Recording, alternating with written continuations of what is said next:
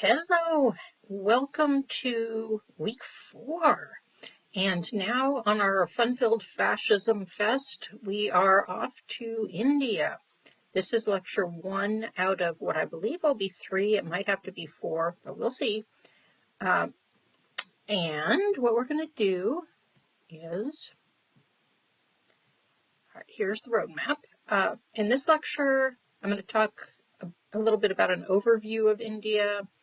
I'm going to, there's my my graduate assistant, Dr. Bleakface. Hi, Dr. Bleakface. I'm going to talk a little bit about saffron fascism, or the right-wing Hindu nationalism, and then last talk about some of the insurgencies in India, including Kashmir, the Red Corridor, and in Northeast India. Yes, I agree. It's extremely stressful here. Yes. Okay, so intro to India. Some of you, I'm sure, have more experience with this part of the world than others do. So you may have wondered why I included India on the syllabus, because you don't usually think of it when you think of war, contemporary war. But actually, India is embroiled in several low-intensity civil wars.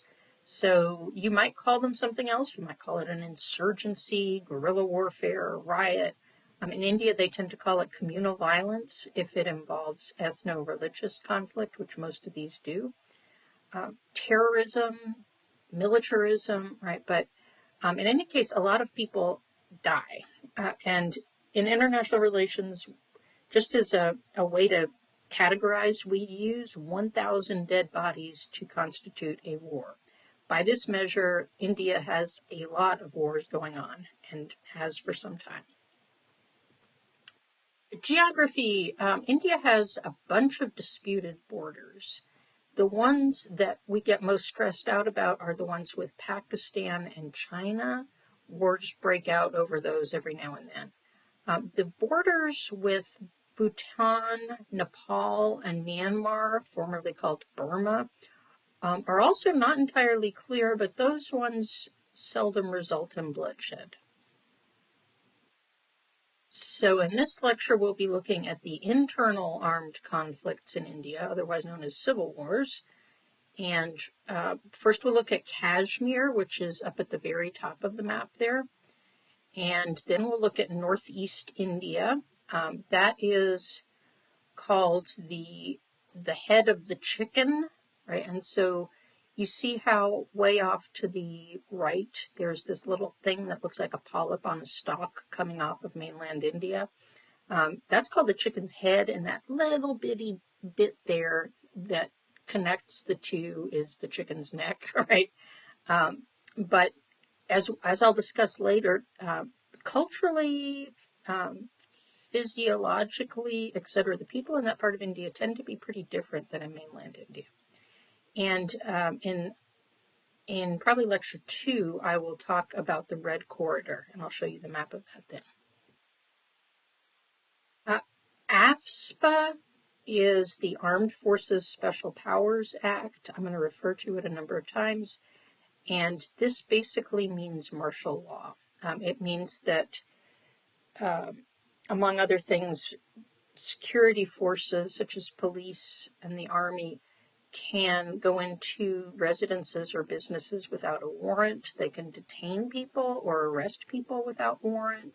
Well, you can read it for yourself here, right? But basically, this has meant basically that women in the areas that are under AFSPA have been extremely vulnerable to sexual assault, because, basically this is carte blanche for rapists, right?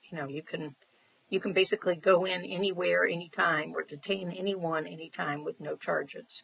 And then last but not least, at the very bottom, it says it bars prosecution, in most cases, against personnel for action while committed while exercising powers under the Act, right? So it's basically commit crime for free card. I'm going to talk about India's demographics. India is now the most populous country in the world. And probably in part because of this, India has a larger number of indigenous peoples than anywhere in the world. So they're called a number of different things. They may be called scheduled tribes, and I'll explain that in a minute. They might be called Adivasis, but they are between 8 and 9% of the population. And there's not always agreement as to whether a certain group of people are indigenous.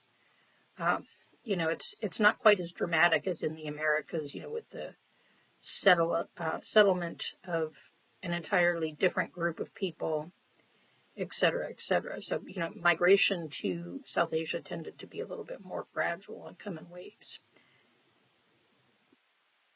Okay, so in terms of religion, the country is 80% Hindu.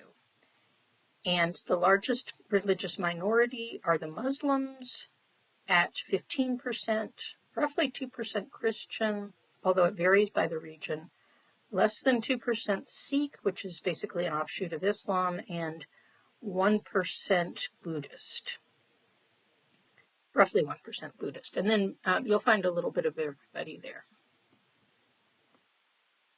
So the caste system was traditionally a feature of Hinduism. Hinduism is one of the religions, like Buddhism, that believes in reincarnation. So you may be born as a lowly creature, a cat, right? So Bleedface is horrified by this. You might be born as a lowly cat in this life, but if you're good, you might, in your next life, morph into being a human being, right?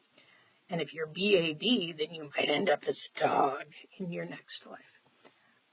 So similarly, they think that people come in different hierarchies in Hinduism, or different statuses within a hierarchy. And so at the very top, you have the Brahmin class. If you're born into that class, you're going to be a priest or an academic. And then down at the very bottom, even outside of the caste system, are the Dalits. That's what they prefer to call themselves. They're typically called untouchables. And they're considered to be so lowly that they're unclean. Their jobs are limited to gross things like being street sweepers, toilet cleaners, dealing with leather because, they tend to be vegetarian and don't like to deal with dead animals, etc. So in the independent state of India, they are not legally permitted to observe caste, right? They got away with it. They abolished it. But in practice, people still do observe caste. And for example, a family friend of ours who's a Brahmin, we used to really like it when he would come for dinner because he would cook for himself because he was a Brahmin and nobody else could touch his food except his own caste, right? So in India, the Dalits or untouchables still suffer a lot of discrimination. A lot of times they'll be violently punished if they try to drink from the village water fountain, right? People in higher castes won't eat food that they've prepared, etc., etc. So because of the tremendous stigma against them, the Constitution basically has set up protections for people that belong to these groups. So the scheduled caste, those are basically the Dalits. Other backward classes, that's usually a little bit higher up on the caste ranking. Scheduled tribes are the Adivasis, or the tribals, the indigenous peoples. And the reason that they call them scheduled is because which people groups belong to which categories are listed in what they call a schedule, basically a chart that was attached to the Constitution. So that's why they're the scheduled castes, scheduled tribes. Interestingly, most Indians are disadvantaged, right? So you can see that the general population is at the top in gray, and you can see that only about 30% of India's population do not belong to one of the disadvantaged castes. Also, if you look at religious differences, you'll notice some patterns. For example, the Muslims, 1, 2, 3 down, you'll see that under the scheduled castes column, they only have 4% belonging to a scheduled caste, which is quite low compared to everybody else, except for the Jains. And that's because Muslims typically do not observe caste. Right? I've heard that there are some exceptions, but Islam is Islam does not recognize any sort of caste system. Also, if you look at the Buddhists, when you look under scheduled castes, you see that almost 90% of them identify as belonging to the Dalits, right? And that is because a few generations ago, some of the leaders of the Dalit community said, you know what, this Hinduism system is really not working out for us because why would we want to belong to a religion that says that we're scum and untouchable? So many of them converted en masse to Buddhism. Some converted to Christianity, but more to Buddhism. So that's why you find that huge number of Buddhists who belong to the scheduled castes.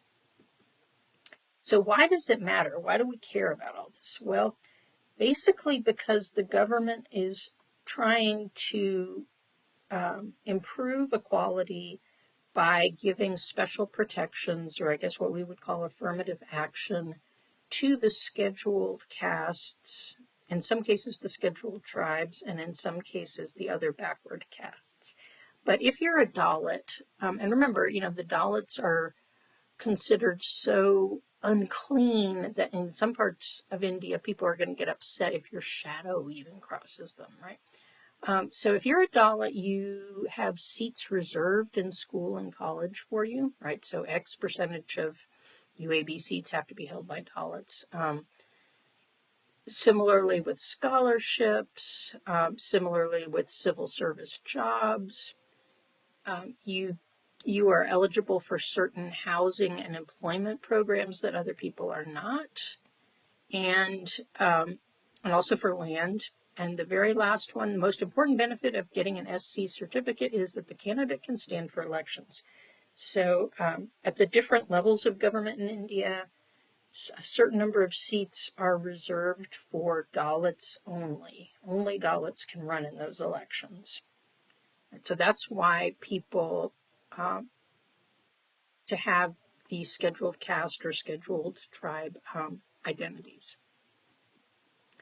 In terms of gender, I'm mostly going to be talking about two, right? But there are actually three in India. The trans community has a long history there. They call themselves Hijras. They have a place in the religious tradition.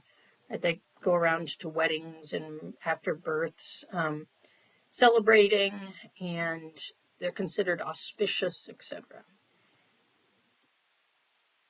Right. So in India, as you may know, they buck the world trend, or what was the world trend, and girls are less plentiful than are boys. Right. So up until very recently, there were more women in the world than men. However, now that India is so populous, and China as well, and since their gender ratios are so skewed, there are actually now more men in the world than women. You can see that in Delhi, which is the capital, in 2023, for every 1,000 boys born, there were 922 girls. And this is due primarily to illegal ultrasounds. In India, abortion is legal under most circumstances, but it is illegal to abort a fetus simply because it's female. However, you can find dodgy facilities that will run an ultrasound for you to determine the gender of this.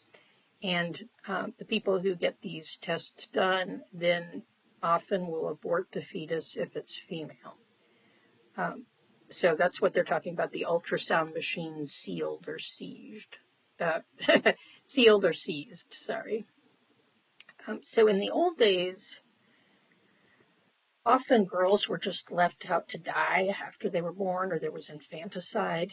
So fortunately, that's not very common anymore, but instead you have female feticide, or in some cases the girls are adopted out. What I've heard is that if you go to an orphanage in India, you're going to find a lot more females, males.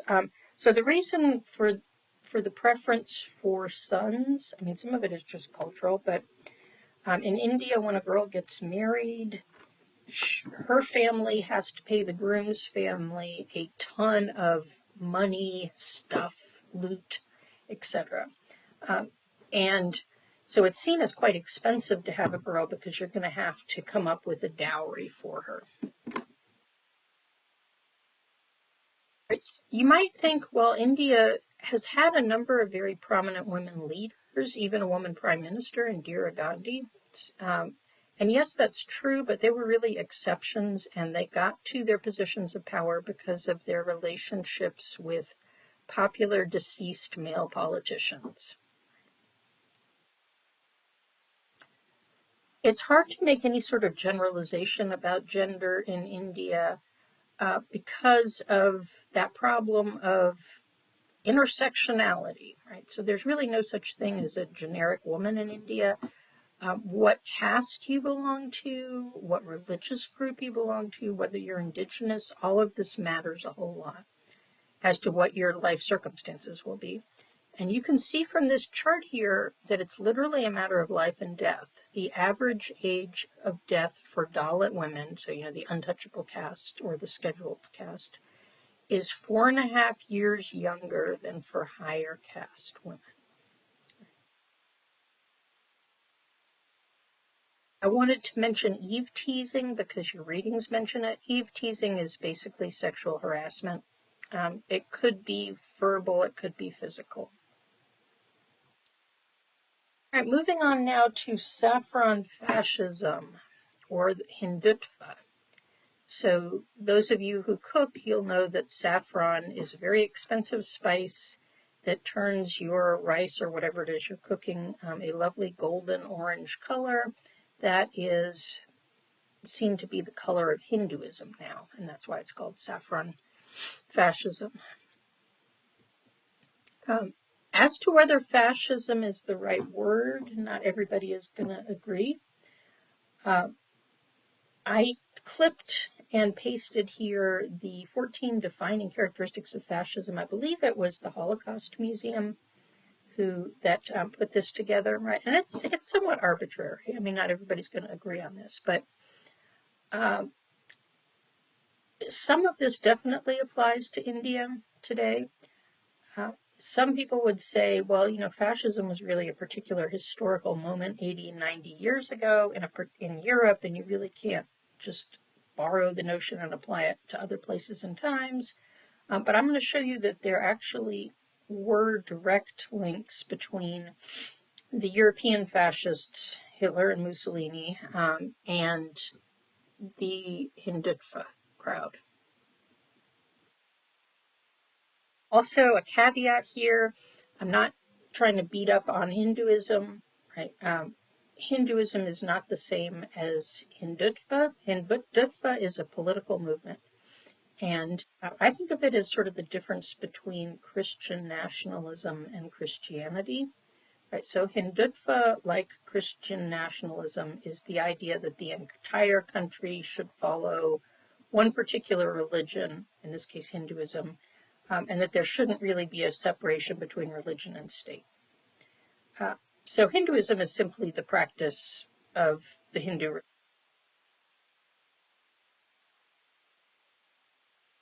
A united India is the dream of every patriot. So this is one of the saffron fascist organizations. I liberated this and most of my pictures of them from Google Maps.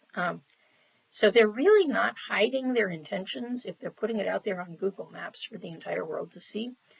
So what's particularly sinister about this is, I mean, unless you're a Hindu nationalist, is, okay, look at their map of India and you see they've got a god or goddess there.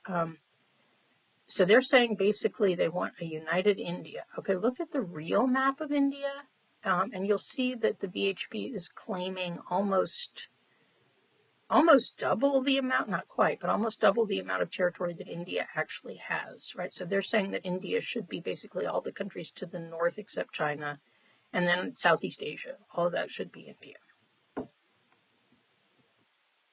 So the origins of Hindutva, are in the writings of imprisoned activist, and I'm not going to try to pronounce the first two words of his name, Savarkar. He was opposing British colonialism, got himself put in the worst prison, and in the time that he had to muse about things, he came up with the idea of Hindutva, basically Hindu nationalism. And you can see that he defines it here as someone who sees this land from the Indus to the seas as his fatherland, as well as his holy land, that is the cradle land of his religion. Right, so no separation of religion and state, and that religion is going to be Hinduism in India. So his pal, Hedgewar, in 1925, founded the RSS, Rashtriya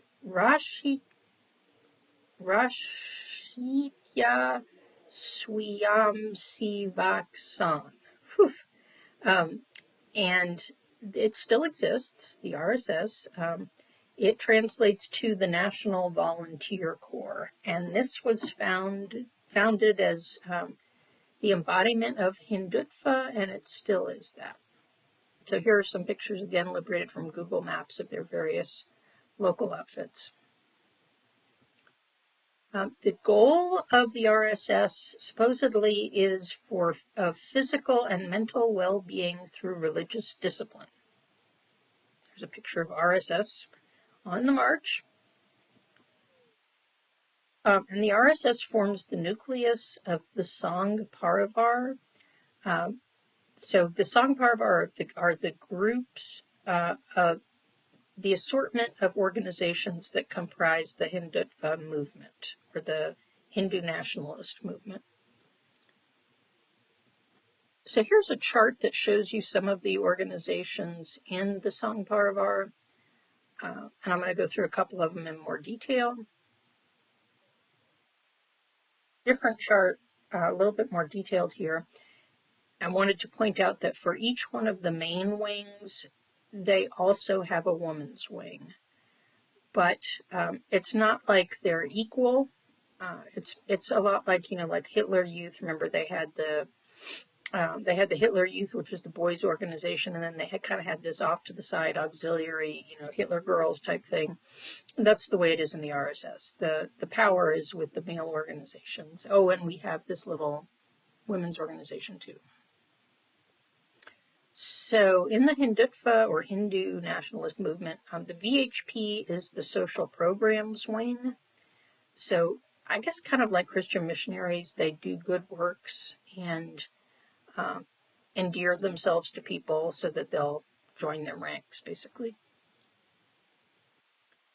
The political party is the BJP, and it has been in power at the national level in India since 2014. It is the world's largest political party. In the most recent elections a few months ago, it didn't do as well as it had. It lost some of its seats in the legislature, but it is still the dominant party. It's still the largest and still in control at the national level. Okay, 1936 was when the Women's Auxiliary of the RSS was formed, except they've named it something a little different. I thought you'd enjoy their ideology. It's based on familyism, not on feminism. And you can see that they have a huge amount of branches and over 55,000 members as of 2022. So the RSS has incited and even engaged in quite a bit of communal violence in India. At times it basically functions as a paramilitary. Now, you don't really find the battalions of women going out there spearing people for the most part. However, you can't say that the RSS women are peaceful, because they do their part mostly by inciting violence, encouraging violence, basically being cheerleaders for RSS violence. And of course, in the digital age, you have far-right Hindutva women who use their position as influencers to cheer on Hindutva ideology. Here's just one example that I liberated from Twitter. She's talking about love jihad. This is a made-up idea that the belief that Muslim men in India are trying to seduce Hindu girls as a tactic of demographic warfare because they want the Hindu girls to bear little Muslim children instead of Hindu children. Now, you may have, when you saw that picture of the RSS on the march, you may have thought, that looks familiar, right? And it's not an accident that the RSS resembled the black shirts or the brown shirts. In fact, the RSS was directly patterned on Mussolini's fascist youth groups. One of the high-ranking RSS, or one of the high-ranking Hindutva members, went over to Italy in the early 1930s. He personally met with Mussolini, told Mussolini how much he admired him, really liked fascism, wanted to set up some fascist organizations in India. And Mussolini said, sure, we'll go ahead and study our youth groups. And so this Hindutva nationalist did, and then went home and very consciously set up the RSS to resemble, Hitler Youth, etc., or, in this case, it was the Italian fascist groups. But you can see here that the leaders of these authoritarian groups, right, because it's hierarchical, top down, the leaders were called the Hindi equivalent of Führer, right, which is, of course, what Hitler was called. There were also basically diplomats between the European fascists and the Hindutva people, one of whom was this woman, European woman, who I said that she was New Age, and I don't think the New Age movement really had actually started, but, she was one of those eccentric European folks who dabbled in other exotic religions, and basically after that she promoted fascism in India and primacy of the Aryan race in Europe. Now remember Hitler, remember he borrowed the swastika from this region, and he was convinced that Germans actually had come from that northern Indian region, and that was, the pure dominant race, etc. So the problem with this budding friendship between Indian right-wingers and fascists in Europe is that India was a British colony. The British fought the Axis, Italy and Germany and Spain, well, not Spain actually, Italy and Germany and Japan in World War II. So here you see pictures of some of the Indian troops serving under the British who, guarding Italian prisoners or patrolling streets in Italy. So they were on the side of the Allies. But you had a lot of individual Indians who actually much preferred the fascists, the Axis. And so some of them went to Singapore, which was controlled by the Japanese at that time, and joined either the French or German forces by that route. Those were called the Free India Battalions. And some of the Indians who joined the Free India Battalions were prisoners of war who simply, I guess, just decided to switch sides. All right, along comes India's independence and partition in 1947. The British were very tired of fighting, and they decided to quit India.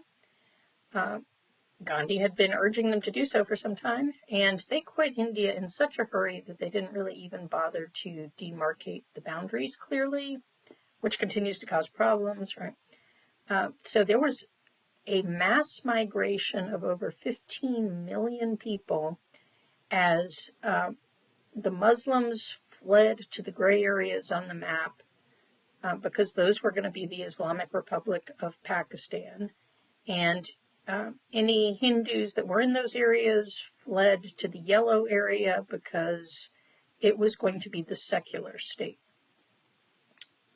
And in the process, much blood was shed.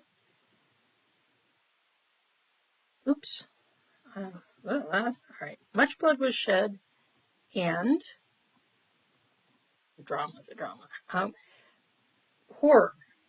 There were many, many atrocities, including the abduction of women, in some cases simply for rape, and then the women would be discarded. But we know that at least 30,000 women, well, probably well more than that, were abducted as wives. The reason we know that number is because after things settled down, India and Pakistan, even though they hated each other, got together to try to repatriate each other's women.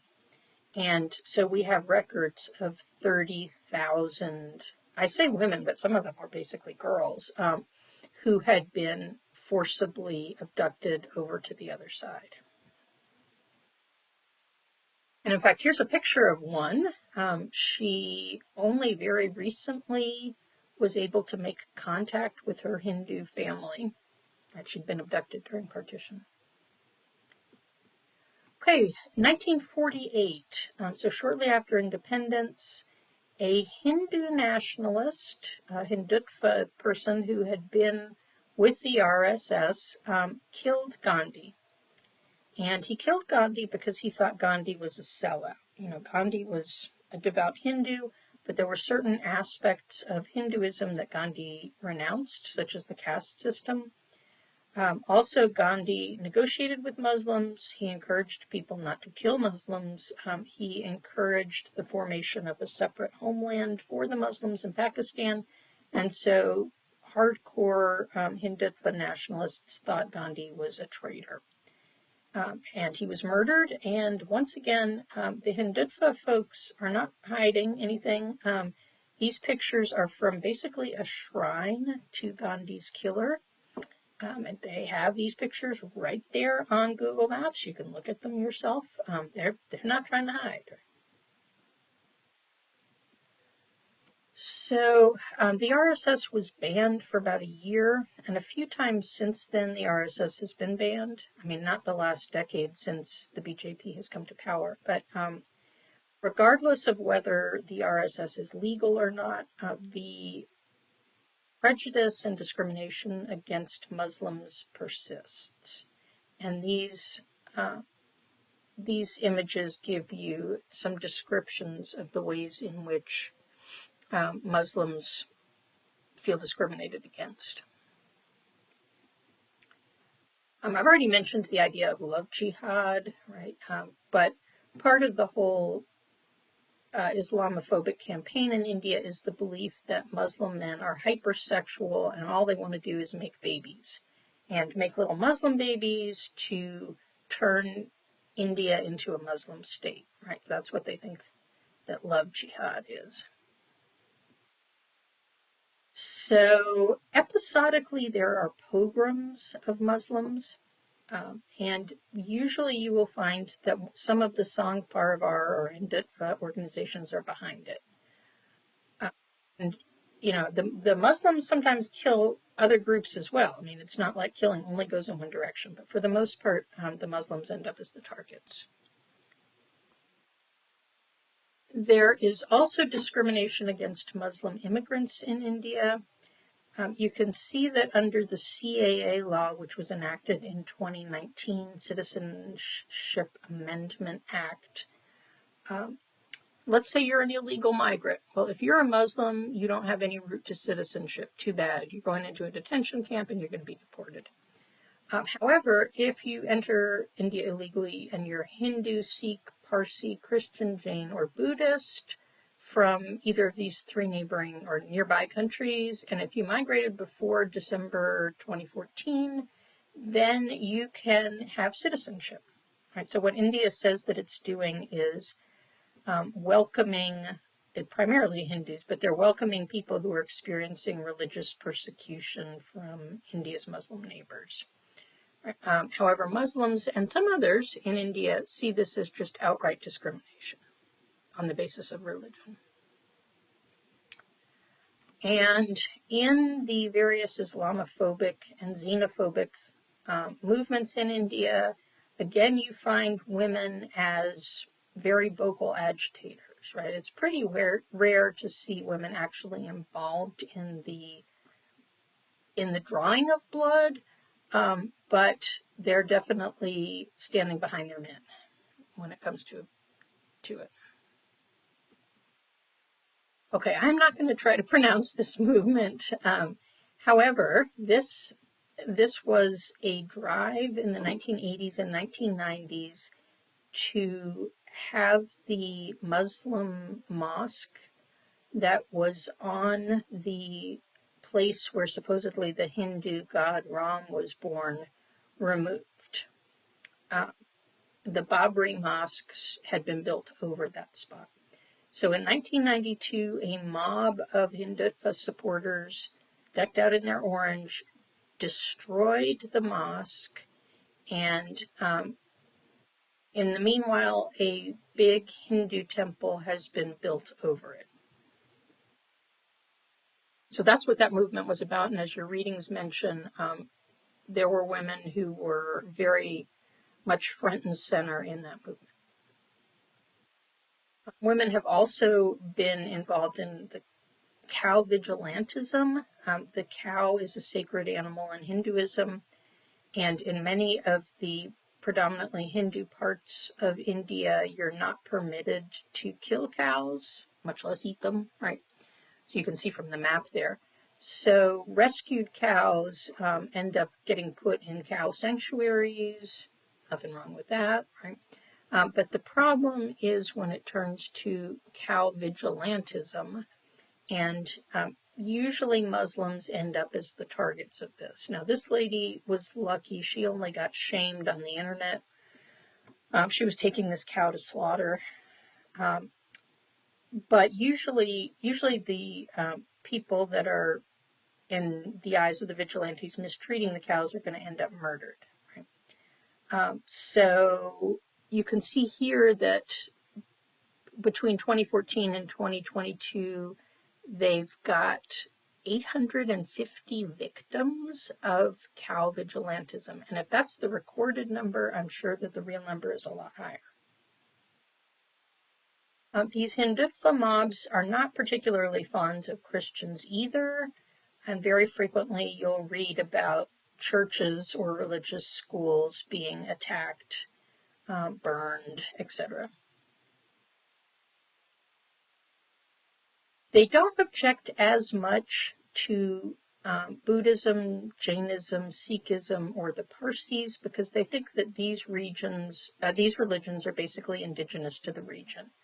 They say that these regions come from India, but they dislike Islam and Christianity because this was the religion of groups that invaded India at some point, that conquered India. And they say that they're outsider religions.